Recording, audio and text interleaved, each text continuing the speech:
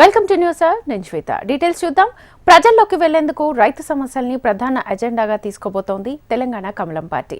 అన్నదాతలకు ఇచ్చిన హామీలను కాంగ్రెస్ ప్రభుత్వం నెరవేర్చడం లేదంటూ ప్రత్యక్ష ఉద్యమ కార్యాచరణ మొదలు పెట్టాలని చూస్తోంది. ఇందులో భాగంగానే ఈ నెల 30న 24 గంటల దీక్షకు రెడీ అయింది. అన్నదాతలకు తాము అండగా ఉన్నామనే భరోసా నింపి ప్రజల్లో ప్రభుత్వాన్ని నిలదీయాలని చూస్తోంది.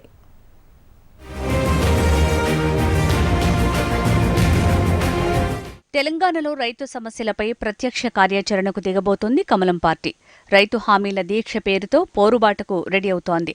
ఎన్నికల్లో రైతులకు ఇచ్చిన హామీలను నెరవేర్చాలని కాంగ్రెస్ ప్రభుత్వంపై ఒత్తిడి తేవాలని చూస్తోంది.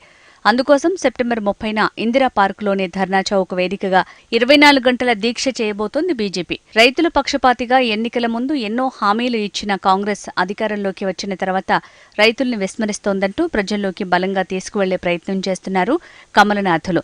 అన్నదాతల ఓటు బ్యాంకు కోసమే సాధ్యం కాని హామీలు ఇచ్చినట్టు భావించాల్సి ఉందంటూ ప్రభుత్వంపై ఎదురుదాడి చేసే ప్రయత్నం చేస్తోంది. రైతు భరోసాకి ఏ రకమైన ఆలోచన చేస్తా ఉన్నారు? మళ్ళీ రైతు భరోసా ఎగ్గొట్టే కార్యక్రమం ఏమన్నా తీసుకుని పోతున్నారా? ఖచ్చితంగా భారతీయ జనతా పార్టీ ఎట్టి పరిస్థితుల్లో ఊరుకున్న సమస్య లేదు. మీ మెడలు వంచుతామని చెప్పి కూడా సభాముఖం తెలియజేస్తా ఉన్నాను. తుమ్మల నాగేశ్వరరావు గారేమో కౌలు రైతులు యజమానులతో మాట్లాడుకోవాలన్నట. కౌలు రైతులు యజమానితో మాట్లాడుకుంటే అంటే మీరు ఒకరికే ఇస్తారు, అది యజమానికి ఇస్తారు, యజమాని దగ్గర నుంచి తీసుకోమని చెప్పి మీరు చెప్తా ఉన్నారంటే మీరు ఎంత పచ్చి అబద్ధాలతోటి రైతాంగాన్ని మోసం చేసే ప్రయత్నం చేస్తూ ఉన్నారో దీన్ని బట్టి అర్థమవుతుంది. వారికి గుర్తింపు కార్డులు ఇస్తామన్నారు, ఆ గుర్తింపు కార్డు ఊసేలేదు. ఆ గుర్తింపు కార్డుల గురించి మాట్లాడేటువంటి పరిస్థితి లేదంటే మీరు రైతుల వ్యతిరేక ప్రభుత్వం ఇది అవునా కాదా మీరు ఒకసారి మరి ప్రజానీకానికి చెప్పుకోవాల్సిన అవసరం ఉన్నది.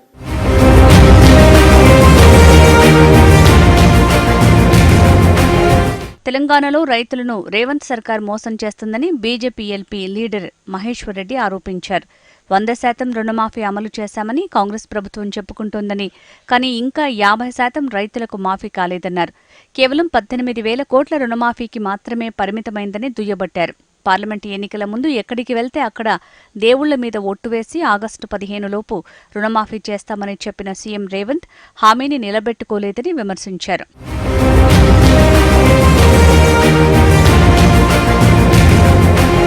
రైతులకు ఇచ్చిన ఏ ఒక్క హామీని కాంగ్రెస్ ప్రభుత్వం నెరవేర్చడం లేదంటూ ఆ పార్టీని ముద్దాయిగా నిలబెట్టే ప్రయత్నం చేస్తోంది బీజేపీ. వడ్లకు క్వింటాల్కు 500 రూపాయలు బోనస్ ఇస్తామని చెప్పిన కాంగ్రెస్ అధికారంలోకి వచ్చిన తర్వాత ఇప్పుడు సన్నవడ్లకు మాత్రమే బోనస్ ఇస్తామని చెప్పడం విడ్డూరంగా ఉందని ఫైర్ అవుతోంది. అంతేకాకుండా రైతు కూలీలకు 12,000 రూపాయలు, కౌలు రైతులకు 15,000 రూపాయలు ఇస్తామని చెప్పిన కాంగ్రెస్ ఇప్పుడు ఆ అంశాన్ని పట్టించుకోవట్లేదని కమలం పార్టీ గరంగరం అవుతోంది. రైతుల పట్ల కాంగ్రెస్ పూర్తిగా వివక్షత చూపిస్తుందని, అధికారంలోకి రాకముందు ఒక మాట, అధికారంలోకి వచ్చాక మరో మాట మాట్లాడుతుందని బీజేపీ ఆరోపిస్తోంది. రైతు సమస్యలనే ప్రధాన ఎజెండాగా తీసుకుని ఇచ్చిన హామీలను నెరవేర్చే వరకు వారి పక్షాన ఉద్యమిస్తామని చెప్తున్నారు.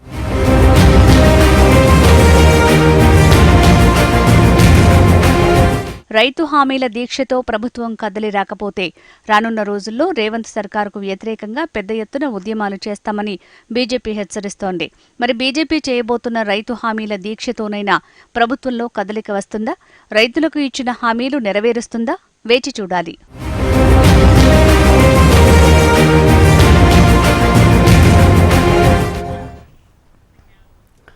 తెలంగాణ స్టేట్ హౌసింగ్ కార్పొరేషన్ ఉద్యోగుల డిప్యూటేషన్ రద్దు చేసింది ప్రభుత్వం. 242 మంది ఉద్యోగుల డిప్యూటేషన్ రద్దు చేస్తూ ఉత్తర్వులు జారీ చేసింది. నిన్న ఇందిరమ్మ ఇళ్ల నిర్మాణంపై సీఎం సమీక్ష జరపగా ఇంజనీరింగ్ సిబ్బంది కొరతపై చర్చ వచ్చింది. దీంతో ఉద్యోగులకు మాతృ సంస్థ వెనక్కి తెప్పించింది ప్రభుత్వం. డిప్యూటేషన్ రద్దు చేసిన ఉద్యోగులకు ఇందిరమ్మ ఇళ్ల నిర్మాణానికి సంబంధించిన బాధ్యతలు అప్పగించనుంది.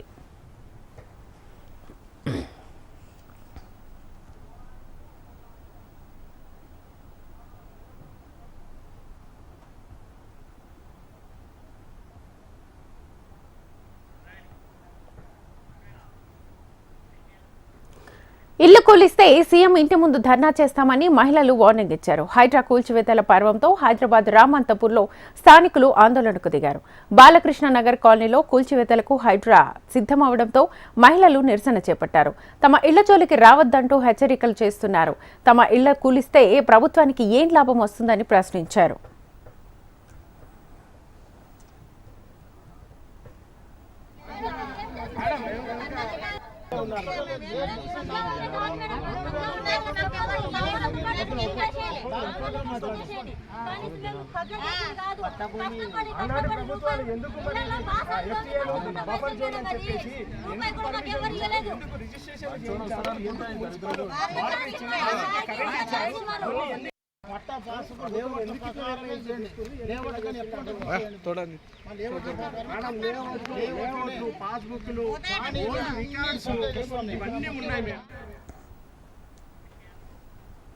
తిరుమలలో జగన్ పర్యటన సందర్భంగా ఆంక్షలు విధిస్తూ పోలీసులు ఉత్తర్వులు జారీ చేశారు. తిరుపతి జిల్లా వ్యాప్తంగా సెక్షన్ 30 పోలీస్ యాక్ట్ను విధిస్తున్నట్లుగా ఎస్పీ సుబ్బారాయుడు తెలిపారు.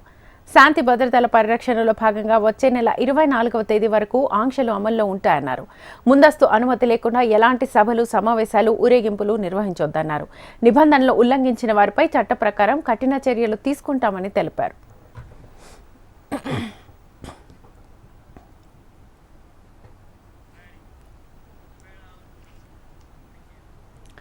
మత విద్వేషాలు రెచ్చగొట్టే విధంగా మాజీ సీఎం జగన్ వ్యవహరిస్తున్నారని జగంపేట ఎమ్మెల్యే జ్యోతుల నెహ్రూ ఆరోపించారు. రాజకీయ లబ్ధి కోసం జగన్ ప్రయత్నిస్తున్నారని అన్నారు. తిరుమల వెళ్లాలనుకునే వారు తిరుపతి సంప్రదాయాన్ని గౌరవిస్తూ స్వామివారిని ప్రతి ఒక్కరూ దర్శించుకోవచ్చునని, జగన్ మాత్రం సంప్రదాయాలను పట్టించుకోకుండా ఇష్టానుసారంగా వ్యవహరించడం వల్లే రాష్ట్రానికి అరిష్టం పట్టిందని అన్నారు. చేసిన తప్పులను ప్రాయశ్చిత్తం చేసుకునేందుకే జగన్ తిరుమల వెళ్తున్నారని అన్నారు. ఒక కార్యక్రమంగా తీసుకెళ్తున్నట్టుగానే భావించాలి. ఇప్పటికైనా మించిపోయింది లేదు నేను అనేది. ఎందుకంటే ఈ రకంగా అనడానికి ఇవాళ ఆయన ఎప్పుడైతే ప్రోగ్రామ్ ఇచ్చాడో నేను వెళ్ళడానికి 28 వెళ్తున్నానని చెప్పేసి నేను దాని మీద అప్పుడే స్టార్ట్ అయ్యింది. మీరు వెళ్ళినట్టయితే తిరుమల తిరుపతి దేవస్థానం యొక్క నిబంధనలకు కట్టుబడి నిజంగా ఏమాత్రం ఈ రాష్ట్రాన్ని ప్రశాంతమైనటువంటి విధానంలో ఉంచాలనుకుంటే మీ మీద బాధ్యత ఉంది. వెళ్ళడంలో అభ్యంతరం లేదు. తిరుమల తిరుపతి వెంకటేశ్వర స్వామిని దర్శించుకోవడం అక్కడ ఉన్నటువంటి నిబంధనలను అనుసరించి మనం వ్యవహరించాలి. మీ మనసులో గతంలో నా పాలనలో తప్పు జరిగింది, ఆ తప్పుకి ప్రక్షాళన చేసుకోవాలి. ఆ ప్రక్షాళన చేసుకోవడం కోసం నేను ఇవాళ దైవాన్ని దర్శనం చేసుకోవాలి, వెంకటేశ్వర స్వామిని అనేటటువంటి ఆలోచనతో వెళ్తున్నారని నేను అనుకుంటున్నాను. నిజాం నవాబుకు వ్యతిరేకంగా పోరాటం చేసిన మహిళ చాకలి ఐలమ్మ అన్నారు బీజేపీ రాజ్యసభ సభ్యుడు డాక్టర్ కె లక్ష్మణ్. బీజేపీ రాష్ట్ర కార్యాలయంలో చాకలి ఐలమ్మ జయంతి వేడుకల్లో లక్ష్మణ్ పాల్గొన్నారు.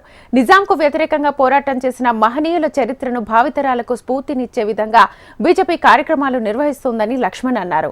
కోటి మహిళా యూనివర్సిటీకి చాకలి ఐలమ్మ పేరు పెట్టడం సంతోషకరమే అయినప్పటికీ పేరు మార్చినంత మాత్రాన సరిపోదన్నారు. తెలంగాణ విమోచన దినోత్సవం ప్రభుత్వం అధికారికంగా నిర్వహించాలన్నారు. బడుగు బలహీన వర్గాల సంక్షేమం కోసం కృషి చేయాలని అన్నారు. పేరు మీద మహిళా కోటి విశ్వవిద్యాలయంలో ఉన్నటువంటి మహిళా విశ్వవిద్యాలయాన్ని చాకలి ఐలమ్మ విశ్వవిద్యాలయంగా మార్చారు. కేవలం పేరు మార్చినంత మాత్రం సరిపోదు. ఏం చాకలి ఐలమ్మ అయితే నిజాంకు వ్యతిరేకంగా పోరాడి విమోచన పొందినామో ఆ విమోచన దినోత్సవాన్ని కూడా నువ్వు మరి జరపకుండా ఎందుకు జంకుతున్నావు? ఇవాళ ఓవైసీకి ఎందుకు తలగొత్తున్నావు? మరి ఈరోజు మరి ప్రజాపాలన పేరు మీద అని ఉత్సవాలు నిర్వహిస్తూ ఉంటున్నాం. నిజాం మీద పోరాటి సాధించినటువంటి ఆ విముక్తి పోరాటానికి నిర్వచనమే విమోచన. కాబట్టి అంతేకాకుండా గత ప్రభుత్వం ఈ యొక్క వర్గాలన్నీ కూడా విస్మరించి కేసీఆర్ ప్రభుత్వం, బీఆర్ఎస్ ప్రభుత్వం మోసం చేస్తే, బీసీలను అణచివేస్తే, మరి మీరు మొన్న ఎన్నికల్లో బీసీలకు 42% రిజర్వేషన్లు కల్పిస్తామని స్థానిక సంస్థలు 9 మాసాలైంది, ఊసు లేదు. ఇప్పుడు కుల గణన పేరు మీద దాటవేసేటువంటి ప్రయత్నాలు, మళ్ళీ కొత్తగా దానికి మార్గదర్శనాలు సూచిస్తామంటున్నారు. మీరు మీ చరిత్ర గ్యారంటీలు అంటే గ్యారంటీగా మోసం చేయడమే మీ చరిత్ర గ్యారంటీలు.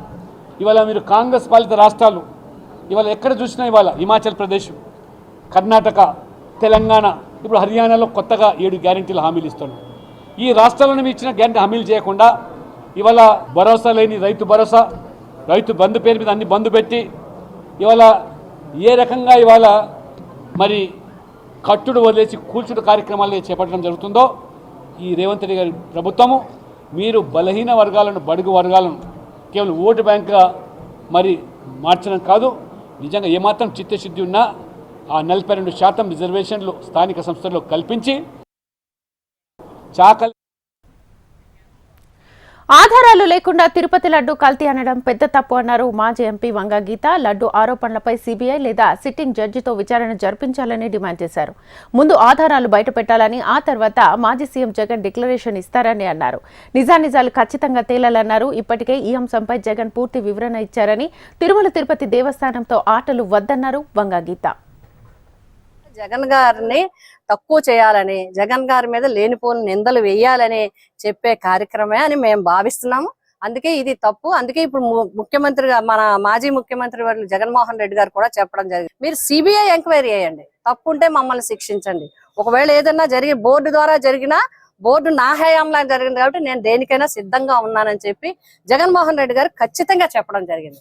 కాబట్టి నిజానిజాలు ఇప్పటికైనా తేలాలి. ఆ వెంకటేశ్వర స్వామి తేల్చడం అని దేవుడి మీద వదిలేయడం కాదు, ఖచ్చితంగా చేయాలి. ఏదో నామకహ కమిటీలు వేసి కాదు, నిజంగా సిట్టింగ్ జడ్జితో గానీ సిబిఐ ఎంక్వైరీ గానీ వేసి నిజానిజాలు తేల్చాలనే మేము ప్రజల తరపున, భక్తుల తరపున, హిందువుల తరపున, వెంకటేశ్వర స్వామిని నమ్మే వాళ్ళ తరపున మేమందరం కూడా కోరుతాం. తిరుమలలో జరిగిన అపచారానికి ప్రాయశ్చిత్తంగా శ్రీవారి మెట్ల మార్గం గుండా తిరుమలకు చేరుకున్నారు బీజేపీ నాయకురాలు మాధవీలత. 5 ఏళ్ల జగన్ పాలనపై నిప్పులు చెరిగారు. తిరుమలను వ్యాపార క్షేత్రంగా మార్చేశారని మండిపడ్డారు. 18 సార్లు నెయ్యి ట్యాంకర్లను వెనక్కు పంపించారన్న ఆమె 18 సార్లు జగన్ ఎందుకు ప్రాయశ్చిత్తం చేయలేదని ప్రశ్నించారు. ఇతర మతస్థులకు జాతీయ స్థాయిలో కమిటీ ఉన్న విధంగా హైందవులకు ఒక హిందూ ధార్మిక బోర్డు ఏర్పాటుకు కృషి చేస్తానని చెప్తున్న మాధవీలతతో మా తిరుమల ప్రతినిధి సురేష్ ఫేస్ టు ఫేస్. శ్రీవారి మెట్టుకుండా మాధవీలత గారు తిరుమల చేరుకున్నారు. మనతో పాటు ఆమె ఉన్నారు. ప్రస్తుతం దేశవ్యాప్తంగా హాట్ టాపిక్ గా మారిన శ్రీవారి లడ్డు నెయ్యి కల్తీ వ్యవహారం మీద మాట్లాడి ప్రతిచేస్తున్నారు. నమస్కారం మేడం. నమస్కారం నాయన. శ్రీవారి మెట్టుకు నడుచుకుంటూ వచ్చారు. అవునయ్య, అది ప్రాయశ్చిత్తము, క్షమాప్రార్థన, ఒక లేఖ. దేశవ్యాప్తంగా ఈ లడ్డు తయారీ మీద ఇప్పుడు ప్రచారం జరుగుతుంది, చర్చ జరుగుతుంది, దుమారం రేగింది. దాని మీద మీరేమంటారు? కనీసం ఇప్పటికన్నా దుమారం రేగిందే అని ఆనందపడుతున్నాను నేను. ఎందుకంటే లడ్లు గల్లంతులు ఎప్పుడో చేశారు. ఈ రోజు కన్నా అది బయటకు వచ్చినందుకే కదయ్యా మన హైందవులందరం కలిసి ఒక ఏకకంఠంతో కనీసం దీని మీద పోరాడుతున్నాం. ఇది చివరి ఘట్టం. దీనికన్నా ముందు ఎన్నో అన్యాయాలు జరిగాయి, ఎన్నో నగలు పోయాయి. పెద్ద పెద్ద వాళ్ళు చాలా మంది ఈఓల కింద, చైర్మన్ల కింద మంచి వాళ్ళు, మంచి ఆలోచనలు ఉన్నవాళ్ళు, ధర్మాత్ములు ఎంతో మంది పాప ఐఏఎస్ ఆఫీసర్లు పెద్ద పెద్ద పోస్టులు ఇక్కడ చేసి రూల్స్, చక్కటి రూల్స్ పెట్టి, వైవి సుబ్రహ్మణ్యం గారు, ఎల్వి సుబ్రహ్మణ్యం గారు ఉన్నారు, ఆయన ఎంత చక్కటి రూల్స్ పెట్టారు. జేసీ ప్రసాద్ గారు ఉన్నారు, ఆయన ఎన్నో మంచి రూల్స్ పెట్టారు. వైవి సుబ్రహ్మణ్యం గారు ఉన్నారు, ఆయన ఎన్నో చక్కటి రూల్స్ పెట్టారు. వీళ్ళందరూ తప్పించారయ్యా. ఇక్కడ ఎంతో పద్ధతిగా హైందవ ధర్మ సంస్థాపనకు చేయడానికి వాళ్ళదంటూ ప్రతి ఒక్కటి కూడా ఇక్కడ త్యాగం చేసి వెళ్ళిన వాళ్ళు వీళ్ళందరూ. అది అసలు ఎంత భయంకరం. వెంకటేశ్వర స్వామికే ఆ దిక్కులేని పరిస్థితి చేసేశారు వీళ్ళు చివరికి. కాబట్టి ఇప్పటికన్నా దీన్ని తెలుసుకొని ఆ వెంకటేశ్వర స్వామి తిరుమల తిరుపతి బోర్డు ఏదైతే ఉందో ఆ బోర్డులో నియమించే వాళ్ళని ధర్మంగా, ధర్మబద్ధంగా హైందవ ధర్మ సంస్థాపనకు, సనాతన ధర్మ సంస్థాపనకు పాలుపడే వాళ్ళని బోర్డు మీద పెట్టాలి. కానీ అదేదో పరపతి కింద దాన్ని ఏదో పెట్టుకుంటే మనం హాయిగా చాలా గొప్పగా ఫీల్ అవ్వడం కాదు. సనాతన ధర్మాన్ని, హైందవ ధర్మ సంస్థాపనకు అన్ని రకాలుగా పాటుపడే వాళ్ళని, పెద్దవాళ్ళని, యోగ్యులను, ఈ చరిత్ర తెలిసిన వాళ్ళని, దీన్ని సంరక్షించే వాళ్ళని తీసుకొచ్చి బోర్డు మీద పెట్టాలి. కానీ దీన్ని రాజకీయంగా మార్చుకొని స్వలాభాలకి, సొంత వాళ్ళకి, చుట్టాలకి, బంధువులకి, డబ్బులు ఇస్తున్న వాళ్ళకి ఇలా పెడితే మరి ఎలా తయారవుతుంది నాయన? గుడి ఏమైపోవాలో అది అవుతుంది. కానీ అలా అవుతుంది కదా, వెంకటేశ్వర స్వామి ఏం చేయకుండా కూర్చుంటాడని అనుకోకండి. ఆయన ఈ విధంగా బయటికి దీన్ని తీసుకురావడం, అలాంటి ఎంతో మంది సనాతన ధర్మాన్ని పొగలు రాత్రి నిష్ఠగా నమ్మే వాళ్లతో ఇలా ప్రాయశ్చిత్తం తీసుకుంటున్నాడు. మాతో పాటు 27 మంది వచ్చాం మేము. ఏ కోరిక లేదు మాకు అడగడానికి. మెట్లెందుకు ఎక్కాము? ప్రాయశ్చిత్తం. దేనికి ప్రాయశ్చిత్తం? అయ్యో ఎంతో మంది భయంకరమైన పాపాత్ముల వల్ల తండ్రి నీ ముందు ఈ ప్రసాదం పెట్టారే, ఏదో రకంగా ఈ భూమి మీద మేము ఉన్నాం కాబట్టి ప్రాయశ్చిత్తం చేసుకుంటున్నాము నాయన అని చెప్పుకుంటూ విన్నపం లేఖ, క్షమాప్రార్థన లేఖను తీసుకొని వచ్చాం మేము అందరం. తెలుగు, హిందీలలో రాసుకొని దాని హుండీలో వేస్తాం. మరోవైపు ఇతర మతస్థ ఆలయాలకు కూడా నిధులు మళ్లించారు ఆరోపణ, దీని మీద మీరేమంటారు?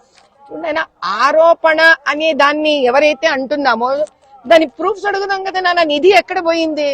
ఇదన్నా పెద్ద, ఇప్పుడు డబ్బు రావడం నిజమే కదమ్మా, ఉండీలో డబ్బు పడింది, దీనికో లెక్కలున్నాయి, ఎక్కడ పోయిందో చూపించమనండి. ఎంతసేపు మా మీద నింద వేస్తున్నారు అని మాట్లాడటం ఎందుకు? సరే నింద వేయం, లెక్కలు చూపించండి మాకు. అసలు నేను ఒక మాట అడుగుతానయ్యా, టక్కని ఇప్పుడు అనిపిస్తోంది, అసలు ఇది మా అందరి దేవాలయం కదా, దీని ఖర్చులు ఎందుకు పేపర్లో పబ్లిష్ అవ్వవు? ఎందుకు పబ్లిష్ అవ్వట్లే పేపర్లో ఓపెన్ గా? మా అందరికి తెలియాలి కదా. ఇది వీళ్ళు అడ్వర్టైజ్మెంట్లు వేసుకుంటారా? ఇంత పెద్ద పెద్ద రాజకీయ అడ్వర్టైజ్మెంట్లు వీళ్ళు. తిరుమల తిరుపతి దేవస్థానం ఉండిలో పడే డబ్బులు, లడ్డూకు పడుతున్న డబ్బులు, రకరకాల దీనికి వస్తున్న ఆదాయము ప్రతి హైందవుడు మొత్తము ప్రపంచమంతా తెలియాలి. అసలు ఈ డీటెయిల్స్ బయటికి రావాలి. ఎవరెవరు ఉన్నారు, వాళ్ళ మతాలు ఏమిటి, వాళ్ళ అండర్టేకింగ్ సంతకాలు పెట్టారు లేదన్నా గొడ్డుపోయిందా ప్రపంచం? హిందువులం లేమా? పరమతం వాళ్ళు మమ్మల్ని తీసుకుంటున్నారా? వణికిపోతారు కింద నుంచి. ఒక్కళ్ళిద్దరిని పెడతామంటేనే నన్ను పెట్టమని ముందు ఫస్ట్ తేలుస్తాను. పీక తేల్చి పారేస్తాను నేను. అసలు చాలా సంతోషం.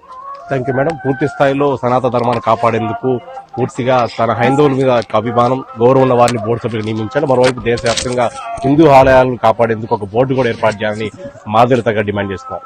వీడియో జర్నలిస్ట్ సినాతో Suresh, HMTV Tirumala. Hyderabad Mylardevpally police station పరిధిలోని కాటెదాన్ పారిశ్రామిక వాడలో కల్తీ నెయ్యి కలకలం సృష్టిస్తోంది. కల్తీ నెయ్యి కేంద్రంపై రాజేంద్రనగర్ SOT పోలీసులు దాడులు చేశారు. అపరిశుభ్ర వాతావరణంలో నిబంధనలకు విరుద్ధంగా నెయ్యి తయారు చేస్తున్నట్లుగా పోలీసులు గుర్తించారు. కల్తీ నెయ్యి గోదాంలో వస్తువులను ఫుడ్ సేఫ్టీ అధికారులు పరిశీలించారు. కల్తీ నెయ్యి తయారు చేస్తున్న పదార్థాలను ఫుడ్ సేఫ్టీ అధికారులు సేకరిస్తున్నారు. కాటెదాన్ పారిశ్రామిక వాడ నుంచి కల్తీ నెయ్యి నిల్వలకు సంబంధించిన మరింత సమాచారాన్ని మా క్రైమ్ కరెస్పాండెంట్ అమరేందర్ రెడ్డి అందిస్తారు. కల్తీ నెయ్యి వ్యవహారం ప్రస్తుతం తెలుగు రాష్ట్రాల్లో సంచలనం రేపిందని చెప్పుకోవచ్చు. ప్రస్తుతం హైదరాబాద్ లో కూడా నిన్న రాత్రి SOT పోలీసులు కాటెదాన్ ఇండస్ట్రీ పారిశ్రామిక సంబంధించిన వాడలో ఒక కల్తీ నెయ్యి కేంద్రాన్ని తనిఖీ చేశారు. భారీ ఎత్తున 15,000 కేజీలు పైగా ఉన్నట్టుగా SOT పోలీసులు అయితే గుర్తించారు. ప్రస్తుతానికి ఫుడ్ సేఫ్టీ అధికారులు మనం ఉన్నటువంటి కాటెదాన్ పారిశ్రామిక వాడలో ఏదైతే షెడ్ ఏదైతే ఉందో దీనికి సంబంధించి నిర్వహిస్తున్న షెడ్లకు సంబంధించి ప్రస్తుతం ఫుడ్ సేఫ్టీ అధికారులు పరిశీలిస్తున్నారని చెప్పుకోవచ్చు. మనం చూడొచ్చు విజువల్స్ లో కూడా ఇప్పటికే ఒక ప్రముఖ కంపెనీ అయినటువంటి ఆ కంపెనీకి సంబంధించిన లేబుల్స్ తో ఉన్నటువంటి బటర్ ని మనం చూస్తున్నాం. ఈ బటర్ ని కూడా ఫుడ్ సేఫ్టీ అధికారులు తనిఖీ చేశారు. ఇంకా దీనికి సంబంధించి అసలు ఈ దేనికి వాడుతున్నారు ఏంటి అన్న కోణంలో ప్రస్తుతం వాళ్ళైతే వివరాలు అడిగే తెలుసుకునే ప్రయత్నం అయితే చేస్తున్నారు. అయితే ఈ బటర్ ఏదైతే ఉందో మనం బటర్ ని కూడా చూడొచ్చు. కామన్ గా ఒక మిల్క్ ప్యాకెట్ అయితే 2 days వ్యాలిడిటీతో మార్కెట్ లోకి వస్తుంది. కానీ చూస్తున్నటువంటి బటర్ ఏదైతే ఉందో 1 year ఎక్స్పైరీ డేట్ తో మనం చూడొచ్చు. 1 year ఎక్స్పైరీ డేట్ తో అంటే 12వ నెల 2023లో తయారైన ప్యాకింగ్ ఇంకా 1 year వరకు ఉంటుందంటూ కూడా దీని మీద ప్యాకింగ్ చేశారు. మరి ఇది ఎంత వరకు ఏదైతే 1 year వరకు ఎక్స్పైరీ ఉంటుందా లేదా అనేది వేచి చూడాల్సిన పరిస్థితి నెలకొంది.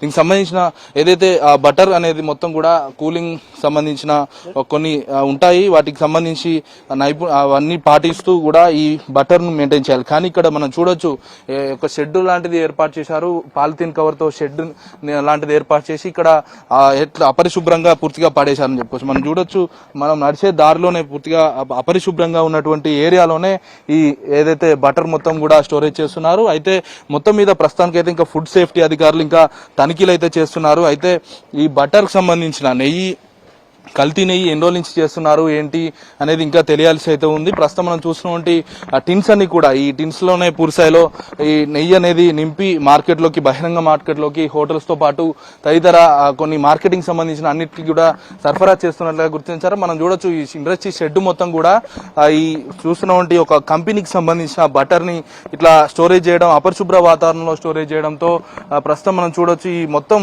వాటర్ కి ఎండకి ఇట్లా తడుచుకుంటూ ఇట్లా పూర్తిగా అపరిశుభ్రంగా అహీనంగా ఉపడుతూ మనం చూస్తున్నటువంటి ఏదైతే బటర్ ఉందో ఈ బటర్ కి మరి ఎక్స్పైరీ ఎంత వరకు ఉంటుంది ఏందనేది ఫుడ్ సేఫ్టీ అధికారులు తేల్చవలసిన పరిస్థితి అయితే ఉంది. మనం చూడొచ్చు ఈ షెడ్ కు సంబంధించి ఇట్లా ఏదైతే ఎస్టిమేట్ చేయడం, ట్యాక్స్ ఇన్వాయిస్లు చేయడం మనం చూడొచ్చు. మైక్ కేసు సంబంధించిన పాలిమర్ ఇండియాస్ ప్రైవేట్ లిమిటెడ్ తో ఈ తెలంగాణ ఫుడ్ అంటే ఒక బిల్లు కూడా క్రియేట్ చేశారు. మరి ఈ బిల్లు ద్వారా క్రయ విక్రయాలు చేస్తున్నట్లుగా తెలుస్తుంది. మొత్తం మీద చూడొచ్చు ఇంకా మనం ఈ లోపల ఇండస్ట్రీకి సంబంధించిన షెడ్ ఏదైతే ఉందో కల్తీ నెయ్యికి సంబంధించిన షెడ్ ఇక్కడ ఏర్పాటు చేస్తున్నారు. ఇందులో మనం చూసినటువంటి టిన్ లో నింపేసి నింపిన తర్వాత ఫస్ట్ వేయింగ్ మిషన్ ద్వారా వేయింగ్ చేస్తారు. తర్వాత ఇందులో ఉన్నటువంటి నెయ్యి మనం ఒకసారి చూసే ప్రయత్నం అయితే ఇద్దాం. ఈ నెయ్యి మొత్తం కూడా కల్తీ నెయ్యిగా అధికారులు మరి కాసేపట్లో అఫీషియల్ గా నిర్ధారించవలసిన పరిస్థితి నెలకొంది. ప్రస్తుతం మనం చూడొచ్చు ఈ షెడ్ మొత్తం కోల్డ్ స్టోరేజ్ అనేది ఒకటి ఏర్పాటు చేశారు. ఈ కోల్డ్ స్టోరేజ్ లో ప్రస్తుతం ఫుడ్ సేఫ్టీ అధికారులు ఇంకా తనిఖీలు అయితే చేస్తున్నారు. మనం చూద్దాం ఒకసారి లోపలికి వెళ్ళి ఎలాంటి నాణ్యత సంబంధించి పాటిస్తున్నారు. అసలు కోల్డ్ స్టోరేజ్ మనం విజువల్స్ లో కూడా చూడొచ్చు.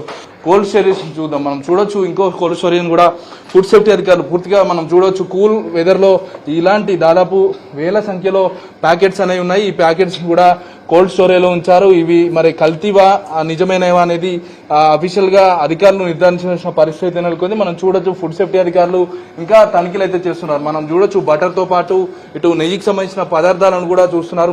మొత్తం కోల్డ్ స్టోరేజ్ లోనే ఇదంతా నిర్వహిస్తున్నారు. అధికారులు ఇంకా నిర్ధారించాల్సిన సంబంధించిన శాంపిల్స్ కూడా తీసుకున్నారు. ఒకసారి అధికారులతో మాట్లాడిచ్చే ప్రయత్నం అయితే చేద్దాం. సార్, అసలు ఎక్కడి నుంచి ఎన్ని రోజుల నుంచి నిర్వహిస్తున్నారు, ఇదేంటి? ఇంకా మనకు ఓనర్ ఇంకా రాలేదు. వచ్చిన తర్వాత చెప్పిన తర్వాత డీటెయిల్స్ అన్ని తెలుస్తాయి మనకి. కాకపోతే రెఫ్రిజరేషన్ కండిషన్స్ మాత్రం క్లియర్గా లేవు. మేము అబ్జర్వ్ చేసినంత మాత్రం కొంచెం శానిటేషన్ అయితే లేదు, శానిటేషన్ క్లియర్గా లేదు.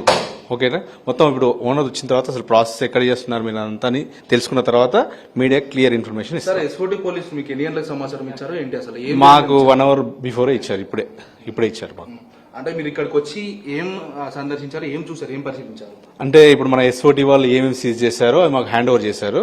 ఇప్పుడు హ్యాండ్ ఓవర్ చేసిన తర్వాత ఏం చేస్తామంటే దీన్ని ప్రతిదీ ఒక్కొక్క శాంపిల్ తీసుకుని ల్యాబ్ పంపిస్తాం. ల్యాబ్ పంపించిన తర్వాత ఆ రిజల్ట్ ని బట్టి వీళ్ళ మీద యాక్షన్ ఉంటుంది. అంటే మీరు ఇంతవరకు ఎస్ఓటీ వాళ్ళు సీజ్ చేసినటువంటి ఏమేమి మెటీరియల్ సీజ్ చేశారు, మీరు ఎన్ని పరిశీలించారు, అవి ఎలా ఉండబోతుంది ప్రాసెస్ మీ ఫుడ్ సేఫ్టీ వాళ్ళు? అవి ఇక్కడ రిపోర్ట్ ఇవ్వమాట కదా. ఇప్పుడు మనకు ఒక 6 ఐటమ్స్ వరకు మేము వాళ్ళు మనకు హ్యాండ్ ఓవర్ చేసే ఎస్ఓటీ వాళ్ళు. ఒకటి మనకి మిల్క్ పౌడర్ ఒకటిను, ఇప్పుడు బటర్, నెక్స్ట్ మనకు కలర్ డబ్బా ఒకటి, జాగరీ, నెక్స్ట్ వేరే వాళ్ళు తయారు చేసిన ఒకటి గీ ఒక బాటిల్ అయితే అక్కడ పెట్టిన టిన్స్, ఒక 7 టిన్స్ అయితే మనకి ఇచ్చారు. అవి మాత్రం అబ్జర్వ్ చేసాం. ఇంకా దాని శాంపిల్ తీయలేదు. తీసిన తర్వాత ల్యాబ్ పంపించిన తర్వాత 7 to 14 days లో రిజల్ట్స్ వస్తుంది. రిజల్ట్ వచ్చిన తర్వాత దాన్ని బట్టి యాక్షన్ ఉంటుంది. కామన్ గా నెయ్యి తయారు చేసేందుకు ఎలాంటి ఇంగ్రీడియంట్స్ యూజ్ చేస్తారు? ప్రస్తుతం ఇక్కడ మీరు చూస్తున్న దానికి అఫీషియల్ గా తయారు చేసేదానికి తేడాలు ఏమున్నాయి? యాక్చువల్గా అయితే మనకు బటర్ ద్వారా అయితే వస్తుంది మనకు నెయ్యి ఖచ్చితంగా. కాకపోతే ఇక్కడ ఈ బటర్ అసలు ఇది కరెక్టా కాదని మనకు తెలవాలి. అంటే ఇది అడల్ట్రేషన్ చేసిరా ఈ బటర్ని మనం తెలుసుకుంటాం. ఇప్పుడు ల్యాబ్ పంపించిన తర్వాత ఈ బటర్ కరెక్టా కాదని తెలుస్తుంది. అది వచ్చిన తర్వాత మనం క్లియర్ ఇన్ఫర్మేషన్ మనకు వస్తుంది ల్యాబ్ నుంచి. అంటే జనరల్ గా మనము ఒక మిల్క్ తాగితేనే బయట మార్కెట్ లో అమ్మే మిల్క్ 2 days వరకు వ్యాలిడిటీ ఇస్తారు. బటర్ ఇక్కడ ఇల్లీగల్ గా మనం చూడొచ్చు 1 year ఎక్స్పైర్ ఇచ్చారు. అసలు 1 year బటర్ ఉంటుందా? 1 year వరకు ఉండొచ్చు మ్యాక్స్. ఇప్పుడు మనకు కంపెనీస్ అన్ని ఉన్నాయి కదా, అవి కంపెనీ వేసిన డేట్ ప్రకారం అయితే ఖచ్చితంగా ఉంటాయి. అవి ఒకవేళ నిల్వ చేయాలంటే దానికి సంబంధించిన ఏమన్నా మెజర్మెంట్స్ ఫాలో అవ్వడం ఏమైనా ఉంటాయా? ఉంటాయి. మంచి ఏదైతే మన కోల్డ్ స్టోరేజ్ కండిషన్ లో ఖచ్చితంగా పెట్టాల్సిందే అవి. కొన్ని ఇప్పుడు బటర్ మాత్రం అలా పెట్టలేదు బయట, అవి అబ్జర్వ్ చేయడం జరిగింది. ఓకేనా? అయితే ఓనర్ వచ్చిన తర్వాత అసలు అక్కడ ఎందుకు అలా స్టోర్ చేయడం జరిగింది అనేది మనం అడుగుతాం. ఓకేనా? దీన్ని యూజ్ చేస్తున్నారా లేదా, లేకపోతే అవి అలాగనే పెడుతున్నారా అని మనం అడిగిన తర్వాత దాని మీద క్లియర్ యాక్షన్ తీసుకుంటాం. ఇంకా సేకరించారా? సేకరించబోతున్నారు? ఇప్పుడే సేకరిస్తాం. ప్రస్తుతానికి అయితే 8 ఐటమ్స్ చూడొచ్చు.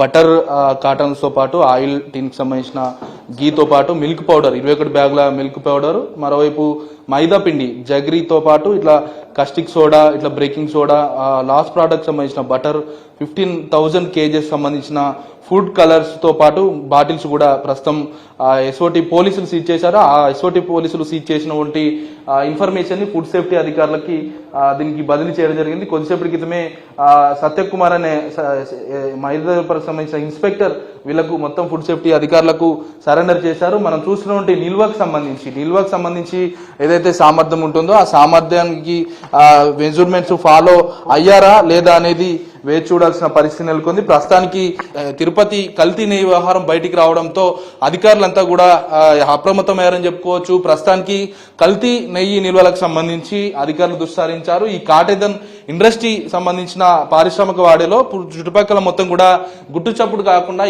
ఈ కల్తీ నెయ్యి వ్యాపారం చేస్తున్నట్లుగా ప్రస్తుతం అయితే ఎస్ఓటీ పోలీసులు గుర్తించడంతో ఈ వ్యవస్థ మొత్తం కూడా గుట్టురట్టయిందని చెప్పుకోవచ్చు. ఇంకా తనిఖీలు అయితే కొనసాగుతున్నాయి. మనం చూడొచ్చు ఈ కోల్డ్ స్టోరేజ్ మొత్తాన్ని కూడా ఏదైతే ఫుడ్ సేఫ్టీ అధికారులు తనిఖీ చేశారు. ఇంకా శాంపిల్స్ సేకరించి ల్యాబ్కు పంపిస్తాం. 7 నుంచి 14 రోజుల్లోనే దీనికి సంబంధించిన కల్తీ నెయ్యా కాదా అనేది క్లారిటీ వచ్చే అవకాశం అయితే కనబడుతుంది. అయితే ఫుడ్ సేఫ్టీ అధికారులు దీనికి సంబంధించి ఏదైతే మిల్క్స్ కావచ్చు, బటర్ కావచ్చు, మైదా పిండి కావచ్చు, ఇలాంటి నెయ్యి తయారు చేసేటువంటి పదార్థాలను నిల్వ చేసే మెజర్మెంట్స్ ను ఫాలో కాకుండా చేస్తున్నట్లుగా గుర్తించారు. మరికొద్దిసేపట్లోనే దీనికి సంబంధించిన యజమాని వస్తారు. యజమాని వచ్చాక పూర్తి స్థాయిలో ఒక క్లారిటీ వచ్చే అవకాశం ఉన్నదని కూడా ప్రస్తుతం ఫుడ్ సేఫ్టీ అధికారులు అయితే చెప్తున్నారు. కెమెరా పర్సన్ ఆర్కేతో అమరేంద్ర రెడ్డి, HMTV, హైదరాబాద్.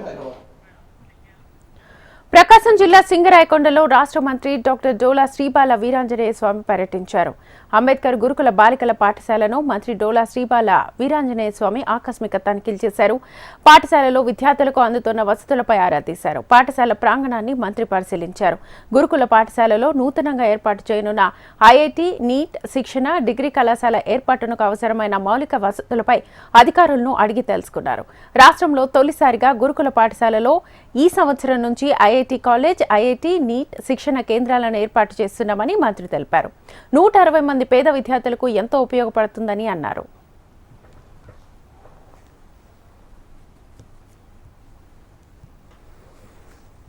సాంఘిక సంక్షేమ గురుకుల పాఠశాలలో ఈ సంవత్సరం నుంచి IIIT నీట్ కోచింగ్ సెంటర్ని ఏర్పాటు చేయబోతున్నాం.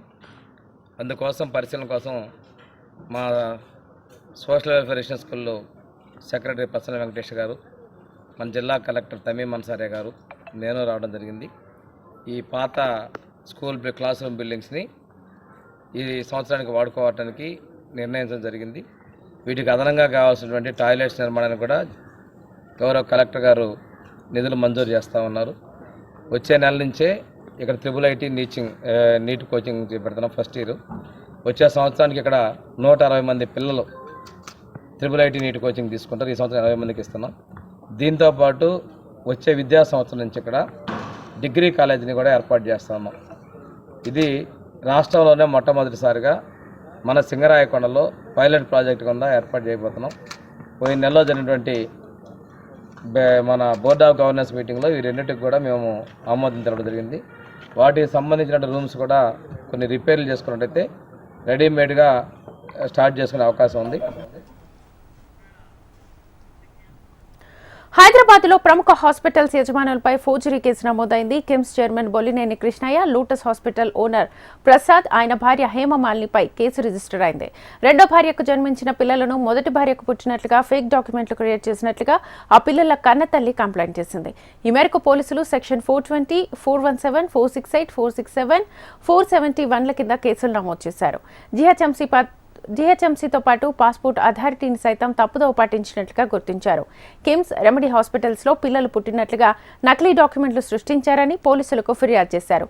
ఈ కేసులో సమగ్ర దర్యాప్తు జరపాలని తెలంగాణ హైకోర్టు ఇప్పటికే ఆదేశాలు జారీ చేసింది. ఈ క్రమంలో హైదరాబాద్ CCSకు కేసును బదిలీ చేశారు.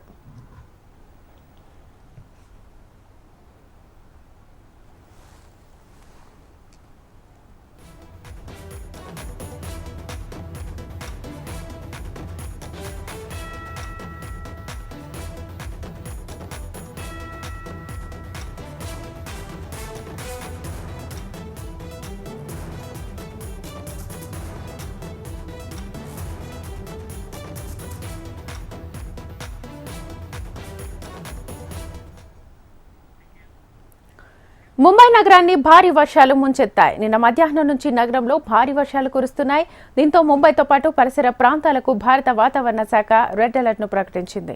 దీంతో నగరంలోని ప్రజలు ఇళ్లలోనే ఉండాలని, అనవసరంగా బయటకు రావద్దని పోలీసులు కీలక సూచనలు చేశారు. భారీ వర్షాల నేపథ్యంలో దాదాపు 14 విమానాలను దారి మళ్లించినట్లుగా అధికారులు వెల్లడించారు. అదేవిధంగా పలు రైళ్ల రాకపోకలు సైతం నిలిచిపోయినట్లుగా తెలిపారు. వర్షాల కారణంగా పాఠశాలలు, కళాశాలలకు ముంబై మున్సిపల్ కార్పొరేషన్ సెలవు ప్రకటించింది. ఎడతెరిపి లేని వర్షాల కారణంగా నిన్న అర్ధరాత్రి థానేలోని ముంబ్రా బైపాస్పై కొండ చర్యలు విరిగిపడడంతో ఆ ప్రాంతంలోనే 3 గంటలకు పైగా ట్రాఫిక్ స్తంభించింది. నేడు, రేపు కూడా ముంబైలో భారీ వర్షాలు కురిసే అవకాశం ఉందని వాతావరణ శాఖ తెలిపింది.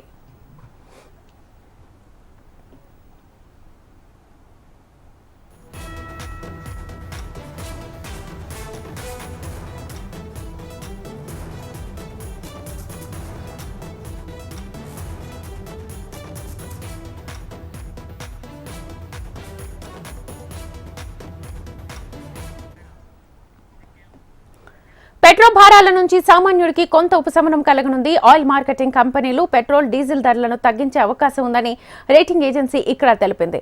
ముడి చమురు ధరల్లో తగ్గుదల నిలకడగా కొనసాగడంతో పెట్రోల్, రీటైల్ ధరలు దిగిరానున్నాయని అంచనా వేసింది. ముడి చమురు ధరల తగ్గుదలతో చమురు మార్కెటింగ్ కంపెనీల మార్జిన్లు మెరుగుపరచడంతో పెట్రోల్ ధరలను తగ్గించేందుకు మొగ్గు చూపుతాయని పేర్కొంది. దీంతో పెట్రోల్ ధరలు లీటర్కు 2 నుంచి 3 రూపాయల వరకు దిగిరావచ్చునని తెలిపింది. అంతర్జాతీయ ఆర్థిక మందగమనం, అమెరికాలో అధిక చమురు ఉత్పత్తితో ముడి చమురు ధరలు తగ్గుముఖం పట్టాయి. క్రూడ్ ఆయిల్ ధరలు ఇదే స్థాయిలో కొనసాగితే పెట్రోల్, డీజిల్ ధరల నుంచి కొంత రిలీఫ్ కలగనుంది.